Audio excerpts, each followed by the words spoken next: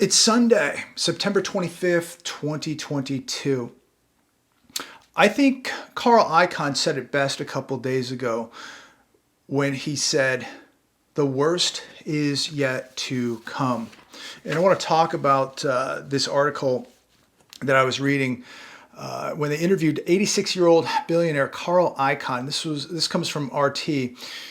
"You should not be printing money if you have inflation," he says. "We printed too much money and just thought the party would never end. And now the party is over," Carl Icahn says. And you have to ask yourselves today, are you ready to deal with the ramifications of this party and what the Fed created and what the Fed is about to do right now and what they are doing? Are you prepared to deal with the blowback, the ramifications, the repercussions, the fragmentation?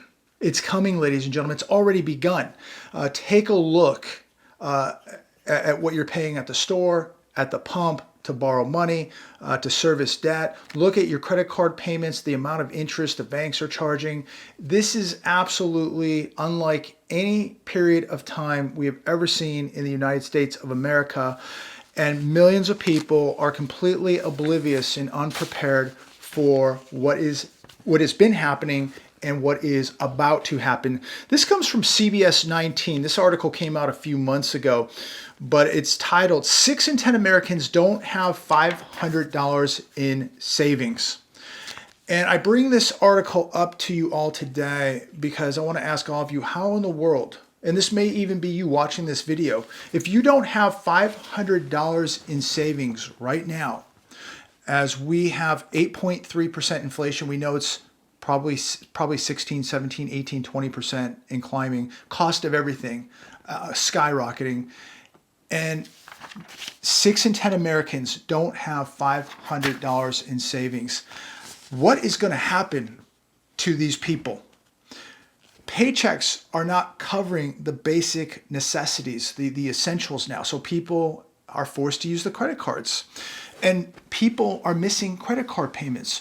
And so what happens when somebody misses a credit card payment? Well, they just tag it on to the next one. Now the balance gets bigger.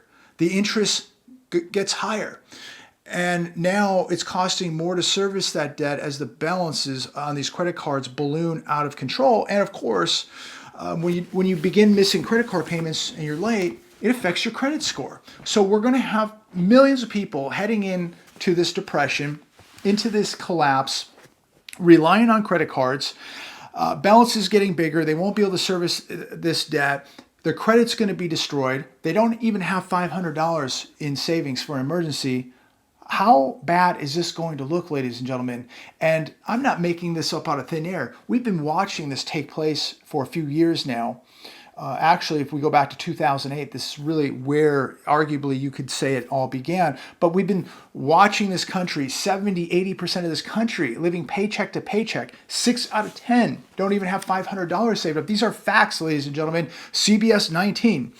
Here's another one from CBS News. 40% can't cover a $400 surprise expense. Here's another one. Top 1% have more money than the entire middle class. Oh, they'll be prepared because they'll be buying up everyone's homes. They'll be buying up the farms. They'll be buying up acreage.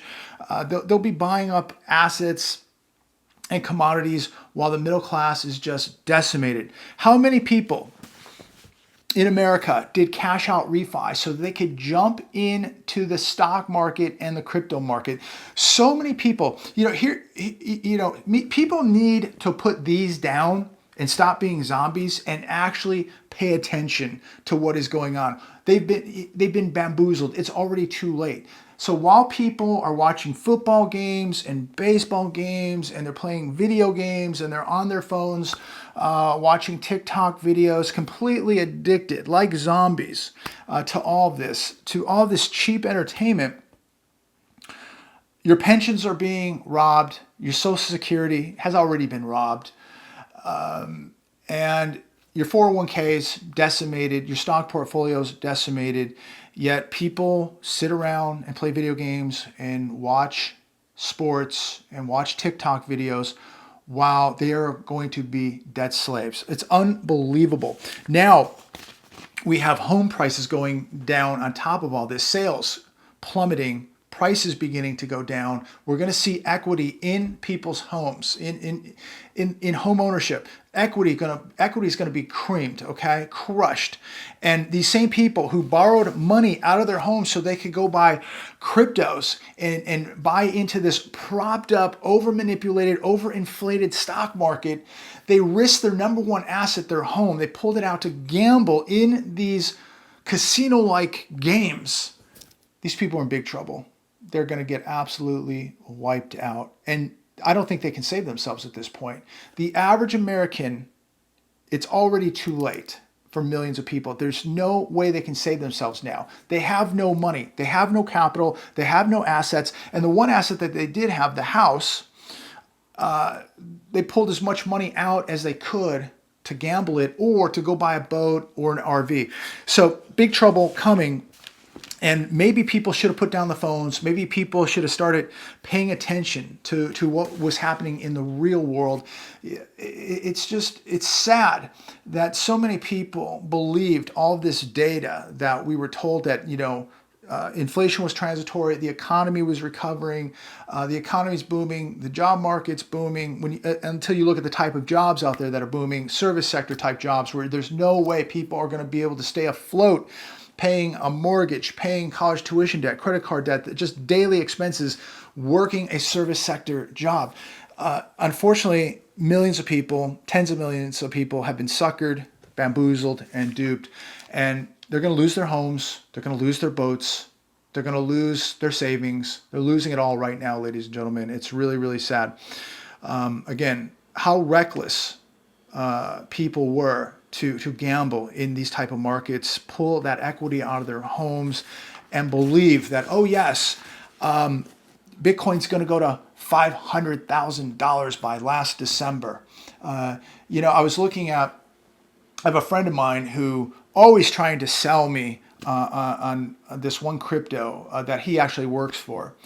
And that crypto at one point was 93 cents. It is now 4 cents. So I think it's lost 96% of its value.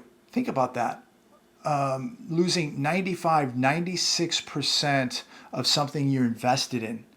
Again, if you're solely invested on digits on a screen, think about how jeopardized you are if a grid goes down, a cyber attack, the manipulation, the theft of these type of financial units, where people are just going in and stealing them. It's, we've had a society where people just want to get rich as quick as they can. They want to get rich overnight. And if you're one of these people in front of a computer 18 hours a day, watching your cryptos, hoping and praying that they're going to go up. Most people are hoping and praying that they don't go to zero, because many of them already have, and many more are going to zero. And these people double down, triple down, quadruple down on these terrible, terrible investments. And you can just read in the comments where, people used to tell me, you don't know what you're talking about cryptos. You don't know anything about them. But I do know one thing, ladies and gentlemen. Maybe I don't know the most about cryptos, but I do know about Ponzi schemes. And I know what a Ponzi scheme looks like. I know what a Ponzi scheme smells like. And I know that assets, if you want to call them that, digits on a screen can go to zero overnight. That's why I hold cash, gold, and silver, physical things that I can get to within minutes, not digits on a screen where they can be shut off in a second. Here's another article that came out a few months ago on CNBC. 56% of Americans cannot cover a $1,000 emergency expense with savings. Again, I ask all of you, when people don't have $400, $500, or $1,000 saved up, what in the world are they going to do when they lose their homes, their cars, their 401ks, their stock portfolios? They get evicted from their apartment. I mean, this is really concerning, scary stuff. And I'm not here, and I know you're the same. You're the same way. We're not going to sit here and go, "I told you so." It's not what this is about. you need to do whatever you need to do right now. If you need to take on 8 jobs, you need to take on 8 jobs. If everybody in your family needs to get a job right now, everybody in your family needs to get a job, and everybody needs to start contributing, you need to start building capital as fast as you can. If you need to move back into mom and dad's house, you need to move back into mom and dad's house. If you need to get roommates and rent out some rooms in order to save your house, save the vehicles, get out of debt, then these are things you're going to have to think about. Now you must critically think for yourselves. You need to think about this emergency situation that you are in if you're one of these people. This isn't about I was right, you were wrong, I told you so. It's not like that. I don't want to see anybody lose. I don't want to see people get evicted. I don't want to see you lose your house. I don't want to see you go broke. I don't want to see you sleeping on a sidewalk. That's not what this is about. Right now, you need to take action immediately and start thinking, what can you do? You need to take on another job or 2 jobs. Does your wife need to take on a job? Do your teenage kids need to get a job? Everybody's going to have to contribute now. Do you need to sell the property? Do you need to cut the excess fat and get much smaller? Get rid of the expenses, get rid of the overhead. Too many people have this image that they don't want to let go. They've got the 4 or 5 bedroom house with the zip code, and they've got the BMW, the Mercedes, or the Lexus in the garage, and they just can't let go of the lifestyle and the pride. And so a lot of people are going to have to make a real serious decision here if they're going to eat their pride and survive, or they're just going to go homeless and lose it all. Credit's going to be wrecked. Homelessness is going to be an option. It's going to be a dead end for a lot of people. That's all I can say. I've never seen anything like this. But people ignored it. People wanted the party and the music to continue. Like Carl Icahn said, the party is over, ladies and gentlemen. The party is over. And the faster you realize that, the faster you're going to take action to save yourselves. Market Insider, bonds are in the midst of the worst crash since 1949, and it's set to unravel some of the market's most crowded trades. Bank of America says bonds are experiencing their worst decline since 1949 as intense rates soar amid a global central bank campaign to fight inflation. And the bond market is going to get absolutely crushed. Let's not forget, we need to be watching the bond market. Trillions of dollars. It dwarfs the stock market, ladies and gentlemen. The bond market dwarfs the stock market. Trillions upon trillions of dollars in the bond market. Those soaring interest rates and consequently falling bond prices run the risk of forcing further liquidations in the stock market that will effectively unwind the most crowded trades held by investors over the years. So we'll continue to watch the bond market. That 10-year yield was early Friday morning. It touched 3.81. I think it's sitting around 3.7 right now, 3.0, 3.70, 3.71. We'll watch how it plays out during the week, but that's going to be a problem. I want to switch gears here for a second. Let's talk about the administration. And I'm not going to get political, but they've made some moves here, and it's really affected the economy, and it's affected your retirement.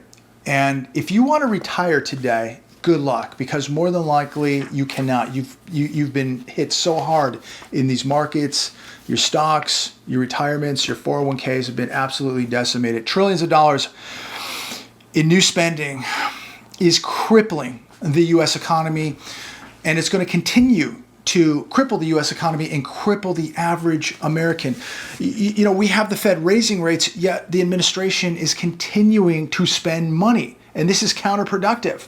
And so all it's going to do is allow inflation to continue to go up while these rates are going to destroy the housing market and the economy. Home sales are plummeting because the average American cannot afford to borrow money. They cannot get a mortgage.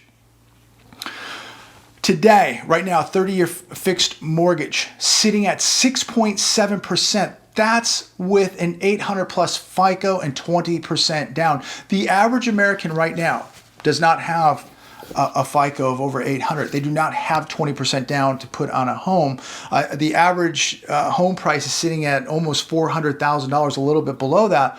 But who's got $70,000, $80,000 in cash to put down on a home on top of paying 7%, nearly 7%? But but they're telling us that it's going to be okay. That I'm sure if you're looking at homes today, your real estate agent probably telling you there's never been a better time to buy a home. If you are dealing with a real estate agent today telling you that this is the best time to buy a home, or you better buy today because it's going to be more expensive down the road to buy a home, you should run for the hills. Run for the hills. Yes, rates are going to go up, but the price of homes is going to be forced to come way down. Ask yourselves right now, and please comment down below, how bad could this all get? Housing, the bond market, the stock market, the U.S. economy. How bad could all of this get? Now, I think most of you already know the answer to that, but if you would like to comment down below, I would love to know your thoughts, and I know that thousands of people out there would love to know your thoughts also. And while I close out this video, I would like to just say this. We are going to see a wrath of biblical proportions regarding this economy. I in my lifetime have never seen anything like this. Your parents have never seen anything like this. Your grandparents, your great-grandparents, nobody has ever seen anything like this. And we're going to see a wrath of biblical proportions come of it because of the recklessness, the printing, and the spending that has taken place here. The U.S. economy is in a recession. Nonetheless, consumer price inflation has hardly diminished. If the CPI right now, today, was cut in half, we would still be double the Fed's preferred rate. The Fed now must push rates higher in a desperate attempt to clean up the wreckage that it created. This economy, ladies and gentlemen, is disintegrating right before your very eyes. You remember these people? They thought they were real cute, real funny. When's it going to collapse, JB? When's it going to collapse? You've been talking about the collapse. When's it going to collapse? And my response was, it's collapsing right now. A year ago, 2 years ago, it's collapsing right now. Even 2 years ago, we were watching this collapse. Yet people didn't see it. They thought they were funny. They thought they were cute. They're not laughing now, are they?